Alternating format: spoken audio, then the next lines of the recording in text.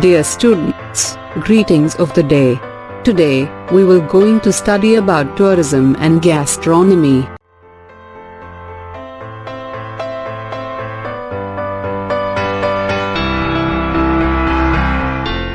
Introduction. In recent years, a growing emphasis has been placed on tourism experiences and attractions related to food. In many cases, eating out while on holiday includes the consumption of a local heritage, comparable to what is experienced when visiting historical sites and museums. Despite this increasing attention, however, systematic research on the subject has been nearly absent. Tourism and gastronomy addresses this by drawing together a group of international experts in order to develop a better understanding of the role, development and future of gastronomy and culinary heritage in tourism. Particular attention is paid to the relationship between the forces of globalization, localization and the use of gastronomy and to food as a source of regional and national identity, and a source of economic development.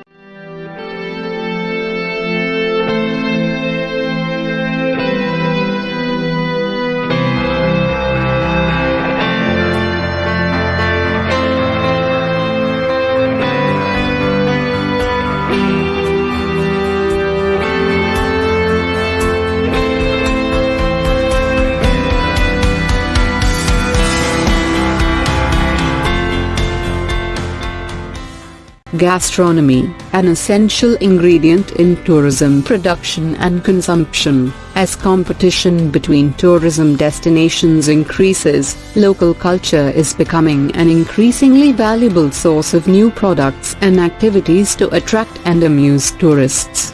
Gastronomy has a particularly important role to play in this, not only because food is central to the tourist experience, but also because gastronomy has become a significant source of identity formation in postmodern societies.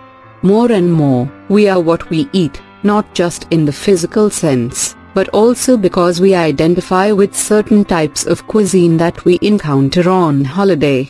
As tourists become more mobile, so does the food they eat. The comfortable association of certain foods with particular regions is being challenged by the growing mobility of food, culinary styles and the increasing differentiation of dishes and cuisines. Far from producing an homogenized gastronomic landscape, the tension between globalization and localization is producing ever more variations. Not only are global drinks and foods emerging, such as Coca-Cola and McDonald's, but local and regional food is thriving, and new fusion foods are also being created to feed the global soul. Tourists themselves are contributing to gastronomic mobility by creating a demand in their own countries for foods they have encountered abroad.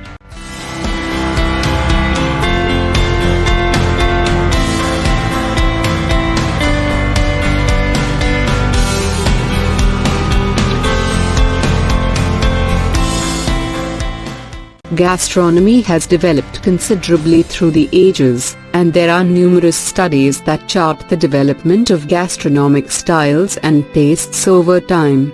For example, Menl, 1985, traces the development of eating in England and France since the Middle Ages, and Passer, 1998, has summarized the development of Western cuisine in America.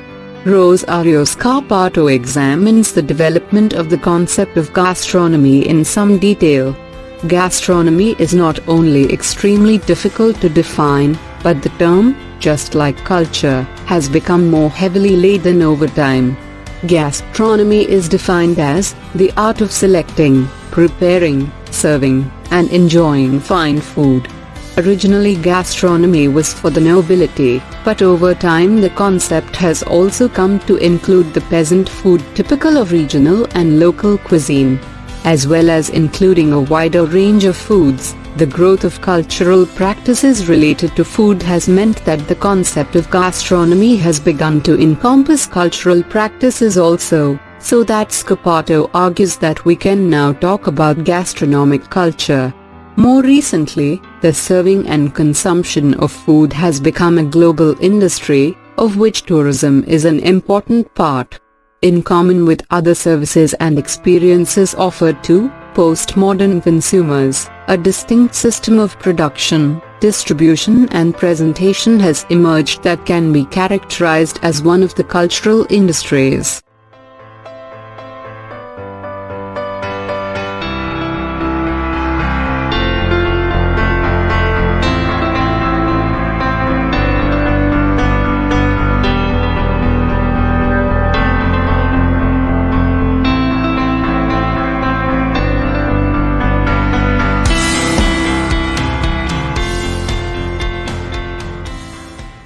In this volume, the development of gastronomy as a socio-cultural practice and important cultural industry is examined from the perspective of tourism.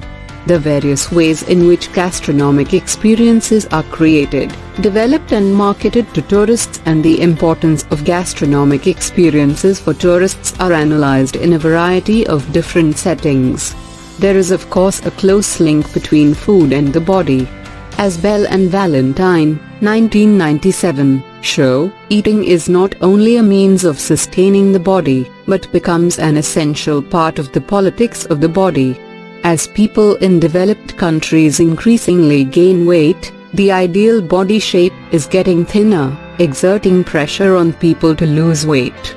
This pressure is particularly strong for women, exposed to the gaze of their partners and friends, and continually measured against the ideal woman as portrayed in the media.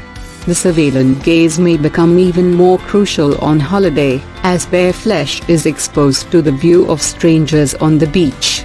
Food is also one of the important aspects of the environmental bubble that surrounds most tourists on their travels. Many tourists eat the same food on holiday as they would do at home. Food has been used as a means of forging and supporting identities, principally because what we eat and the way we eat are such basic aspects of our culture. As Lee points out, eating habits are parochial behaviors that are learned and culturally bound.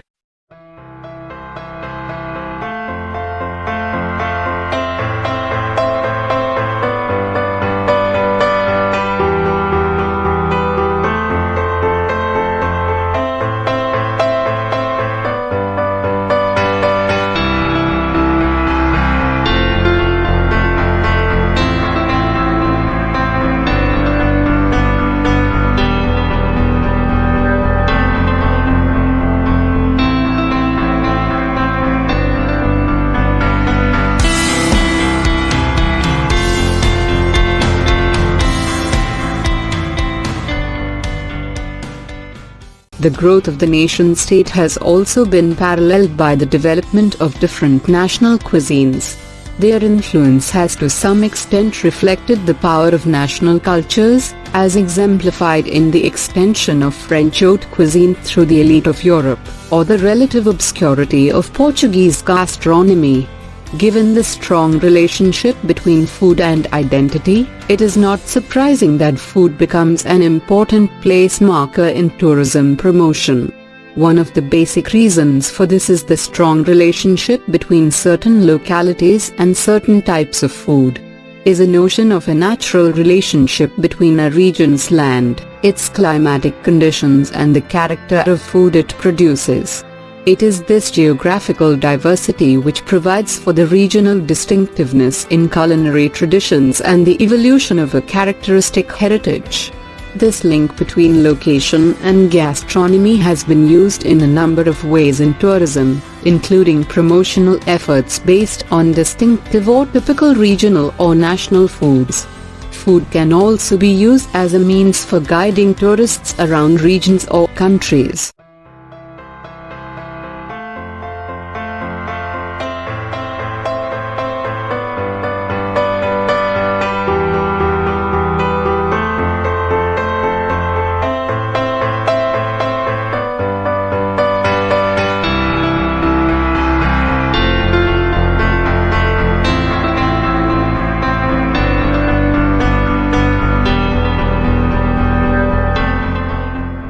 Globalization and localization. The close association of gastronomy and local, regional and national identities is apparently threatened by the process of globalization. As foods such as French fries become available everywhere and previously seasonal foods are sold all year round, there is an apparent dissociation of food and place. In a rapidly changing gastronomic landscape, the forces of globalization and localization are both exerting pressures on our eating habits. The rise of fast food has come to characterize the globalization of culture and economy encapsulated.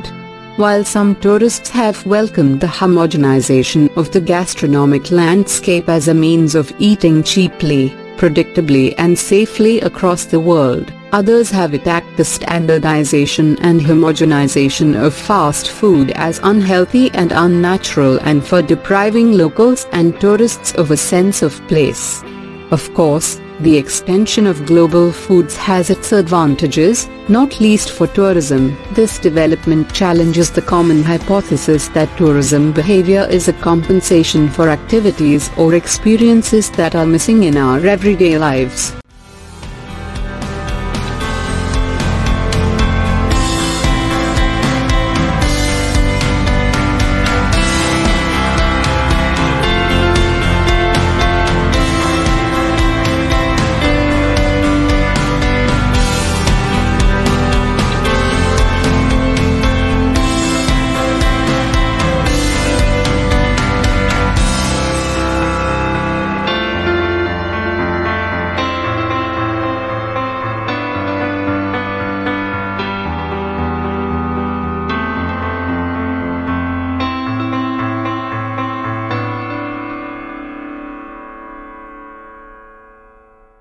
The fact that many people seek the comfort of the familiar on holiday is one factor that helps to support the spread of global foods. Tourism is one of the forces of globalization in what Castells, 1996, terms the space of flows or the global network economy. Increasing integration of the global economy favors increasing economies of scale and scope in food production and distribution just as in tourism. The result is a growing standardization of food in the homogeneous spaces of tourism worldwide. The relationship between globalization and localization is not a diametric opposition, but a dialectic one. Green 2001. Exchanges and cross-fertilization between the global and the local to produce new foods and eating practices have been going on for centuries. The introduction of the potato to Ireland from the New World in the 17th century produced a new national food, overdependence on which among the peasantry laid the foundation for widespread famine in the 19th century. The Dutch rijsttafel is an elaborate meal of Indonesian dishes developed during the Dutch colonial era. But because of its political overtones, the rijsttafel is seldom served today in Indonesia. But it is popular in the Netherlands and at both Dutch and Indonesian restaurants abroad. This type of creolization has become common in the cuisines of former colonizing countries, as the prevalence of Indian food in the UK and couscous in France attest.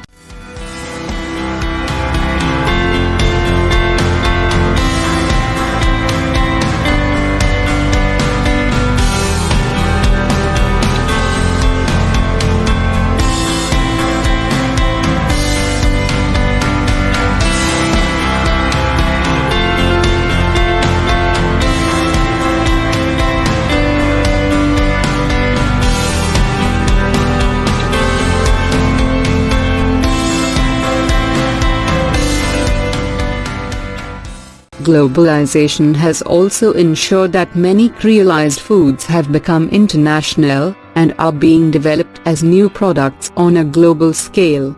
Ruiz, 1996, for example, has charted the development of the Irish pub in the Netherlands and other countries. Seen as a typical marker of Ireland, the Irish pub has now been globalized as a standard product by Guinness, who see the pubs as a vehicle for selling their products worldwide. Pub owners receive advice on how to make their pubs typically Irish, including the intimate layout of the bar, hiring Irish staff, choosing appropriate music and serving traditional Irish food. As well as the global becoming localized, the local is also becoming globalized. Many commentators decry the apparent standardization of culture, cuisine and eating that the globalization of the Irish pub represents. However, there are abundant signs that such cultural pessimism is overly dramatic. Although cultural signs can easily be reproduced, standardized and globalized, the way in which people use those signs is often specific to their own culture.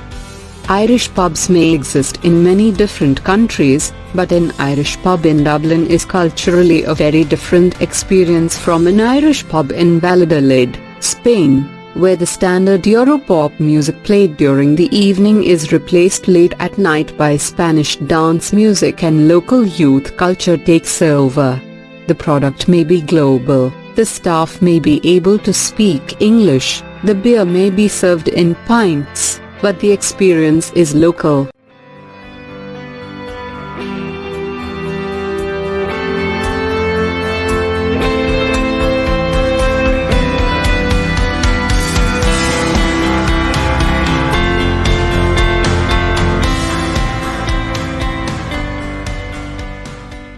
Global cultural reproduction is not just affecting the way in which we consume food, it is also having a profound effect on our experience of tourism.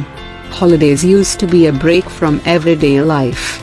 The beach, for example, created a liminal space in which the rules of everyday life disappeared, or at least could be bent. Shields 1991. As tourism experiences have become democratized and more widespread, 1990, has pointed to the emergence of a tourist culture. One of the important features of the tourist culture is the creation of specialized settings in which tourist consumption occurs, the homogenized spaces of the tourist industry, Idunsa 1998. These spaces used to be restricted to tourist destinations, but the differentiation of work, leisure and holidays is ensuring that these holiday environments are becoming a part of our everyday lives. We can visit a Spanish restaurant to relive the culinary experiences of a holiday in Spain. These trends even leave their mark on the urban fabric. As cities transform themselves into leisure stages through festivalization, the architecture of holiday destinations is recreated too. At a basic level, there is an extension of cafe terraces and alfresco dining, even in winter. Food, which has so long been confined indoors in Northern Europe, reclaims the streets. These processes are so tied up with the consumption of food that Zukin, 1995, referred to the gentrification process in New York as pacification by cappuccino.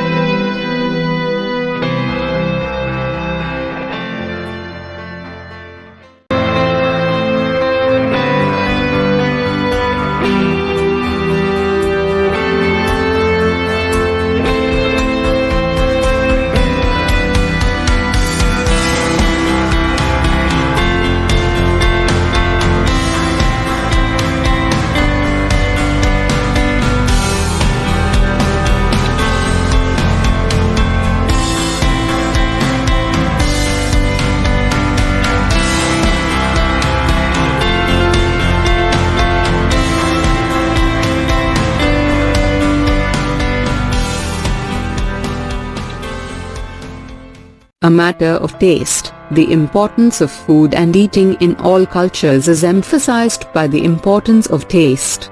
Having good taste is a matter of being educated or cultivating the right habits in eating, drinking, table manners and other areas of life. Food has a central role in discussions of taste because of its communal character. Mealtimes are often the central focus of social occasions and family gatherings. Our choice of food, The way we present it, the way we serve it, and the way we eat it speak volumes about who we are and our position within the group. The study of difference is essential to our understanding of society. In the past, class was seen by many as the essential division. As the traditional signifiers of class have begun to blur, attention has turned to the way in which differences are signified through consumption. The culinary triumph of form over function is more than gastronomic. Food and eating form part of a symbolic universe in which the working class ethic of convivial indulgence is counterposed with the bourgeois ethic of reticence and restraint aimed at producing a socially acceptable body form as well as acceptable table manners. Of course, the basis of distinction can shift over time. In the past, the restaurant as described by Bird was a middle-class preserve, in which class distinctions were maintained through table manners or the requirement to dress appropriately. As eating out has become popularized, so distinctions between class factions have had to be underlined in ways other than simply visiting restaurants. Today it is essential to visit the right restaurant, the hip, happening place. To be caught in a restaurant that has fallen out of favor with one's peers can be social death.